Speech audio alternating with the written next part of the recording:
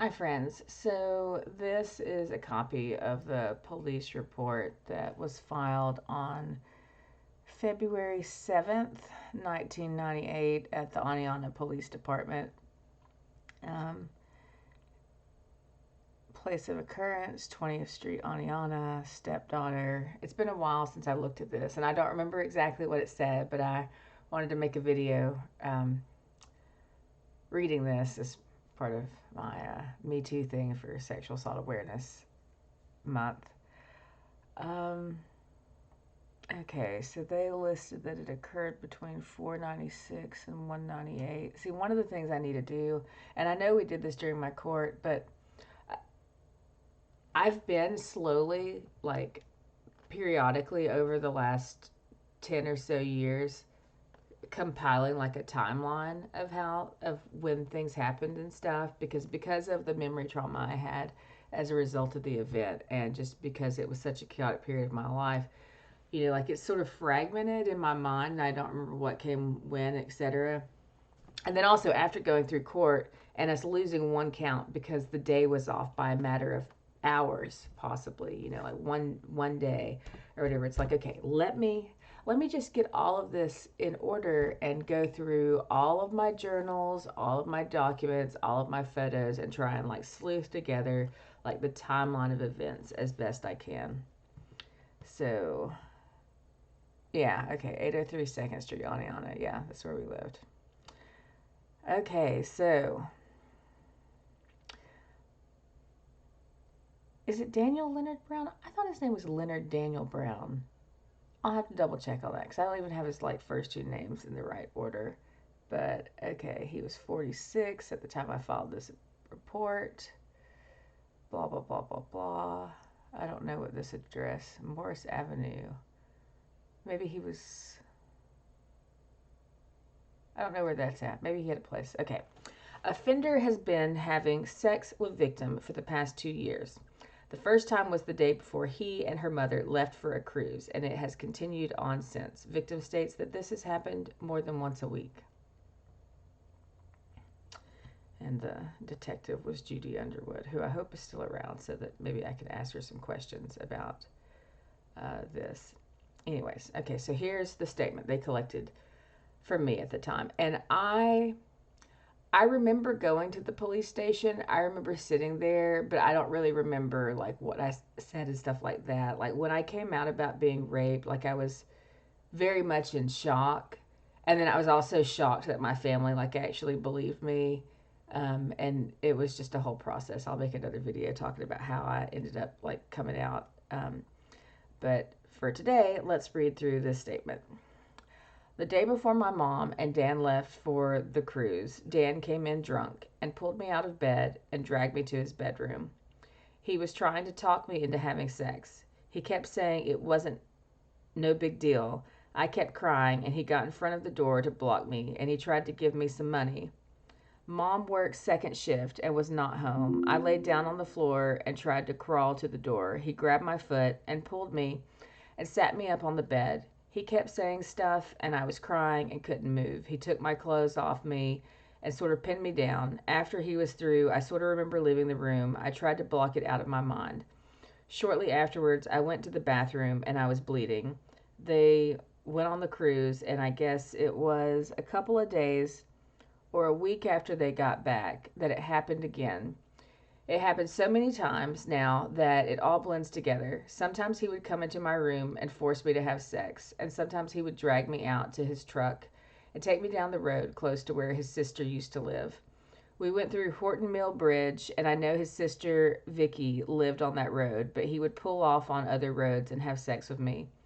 Sometimes he took me in his truck down to Mitchell Farm Road on some dirt roads by a creek, and once when we were coming out of the road, cops came and asked what we were doing, and he told them I was his daughter and I had to use the bathroom, and he had pulled off there. Other times when he and my mom had the sports store, she would be there all day working. And he would check me out of school, and we would go to Birmingham, and he'd be working, and he would drop me off at the mall and pick me back up and get a hotel. We've been to the Tutwiler, Radisson, Sheraton, and when he would go to his reserves, He would take me with him. We went to Georgia, Mississippi, and Florida, sometimes selling stuff for the store. If I was with him on his trips, he always had sex with me. He would tell me that if I told Mother, that she would lose her job because Dan and Mom's boss, Larry Cash, are best friends.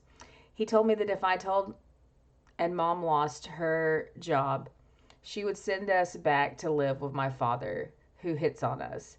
Dan has been calling the house since he and my mom separated and threatening me, saying that if my mom sends me back to live with my dad, he'll kill both my mom and my dad. Dan and Mom separated last summer, and they were friendly during this, so he would come pick me up and my brother and sister up and take us places. He also would call me when we moved to our other house after the separation and tell me he was coming over, and he'd say stuff like he was going to do things if I didn't let him in.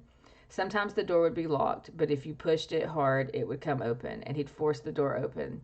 Also, my room is in the basement, and it had an outside door that he would come in and force me to have sex, and then force me to have sex.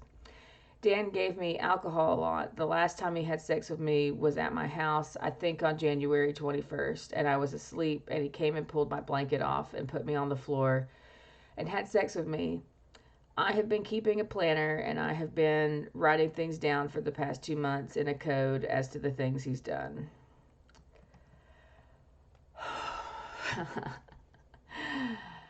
Oh, goodness. Not gonna lie, like it's a little it's a little fresh to read stuff written by young me. And now that I've had like time to kind of like recover and stuff, like, all the things that are written here, I remember so much more than what was like reported here. Like, I remember so many more details. There's a few things in this that I don't really remember. Like, I don't really remember. I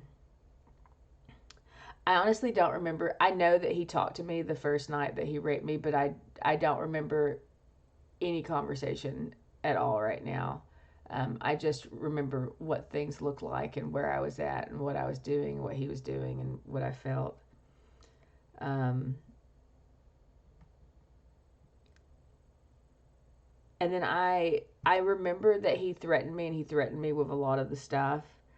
Um, and I'm glad that young me like got these road names and stuff out, because older me does not remember the names of any of these roads. I just kind of remember what things look like. And I'm surprised that there are so many names in this, which is super helpful. I mean, because, just thinking about my case, the fact that, I mean, we went, surely there's more to this thing, because we went to multiple states. We were on military bases. I feel like if I revisit this case, that there's so much that could be done with it. Now that's just my feeling. I'll have to get like legal advice, but I'm totally making calls today and reaching out to try and see if I can go back to fucking court, man. Because, man, let me just tell you, I was a kid when I went through this, and I was just kind of guided through it, and I didn't know what the fuck was going on or whatever. But now that I'm an adult, and I would really like to face this man again, and I would really like to face this other asshole that was involved in this thing. And I'd also really like to find out what the hell happened with my case. Why did it take so long for it to go through court? How was this man able to like keep getting like postponement after postponement, and then appeal, and then flee the country, and then get extradited back to the country, make national news, and still only serve a small amount of his jail time? And so when it ended, I have to go back and like look at the dates to be for sure, but I think sometime around 2006ish, the last thing that I was communicated about regarding my case was that he was coming up for parole, and I was asked to write a letter as to why I didn't think he should be let out for parole. I mean, obviously, I don't think he should be let out for parole after he stalked us, set our house on fire, tried, slashed my mom's tires repeatedly, hired a private investigator to track me down and attempt to bribe me, sent people to our home. Like, this man did so many things. And then on top of it, he fucking fled the country and had to be extradited back to the United States. Well, I write this letter, send it in, and I get notification that his parole has been denied. Good. But then 2 months later, I get a letter telling me that he's being released. And when I get that letter, I'm so in shock and I'm just so done because I'd been dealing with this for over 10 years of my life that I didn't even ask about it. I didn't ask about it because I was just like, this does not compute. I don't even understand. I can't even think about this. Like, I can't even process this. Well, now I'd really like to know, why the fuck was he released? And also, when I looked him up last night to check his status on the sex offender registry, apparently he tried to flee the state of Alabama last year. Why did he try to flee the state of Alabama? I wonder what's going on. Part of me is like, man, maybe he knows that I'm going to come for him again. Trying to get out of Alabama before, I wake the fuck back up and dig into all this stuff. And, we'll see what, like, I'll say this. If I can't go after him legally again, if anyone wants to, like, help me put together like a GoFundMe or something, because I have an art project that I'd really like to do. I have all this Me Too work, and man, what I would really like to do is get a whole bunch of billboards in the town that this happened to me in, and in the town that he's currently living in, and put my fucking artwork all over the fucking place so that he can fucking see it. Man, if anybody wants to help me with that, or help me figure out like how to, get some money for that, or grant or funding or whatever, that would be fantastic. But yeah, so right now this is where I'm at with this. But I'm very serious when I say that I want to fucking reopen this case, and I want to address some of the other people that were involved in this, and I want to know what was going on with the legal system, and if some of those people were in his pocket, or if he just how did he manage to do the things he did. Like, it just doesn't make sense to me. So yeah, any suggestions or help would be appreciated.